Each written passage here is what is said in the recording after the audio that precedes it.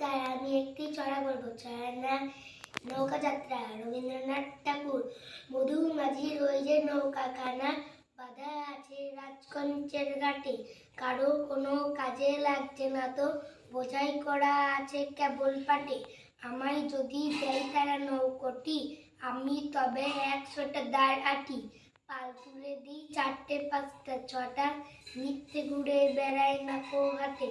আমি কেবল যাব একটিবার, 7 সমুদ্র 13 নদীর পার।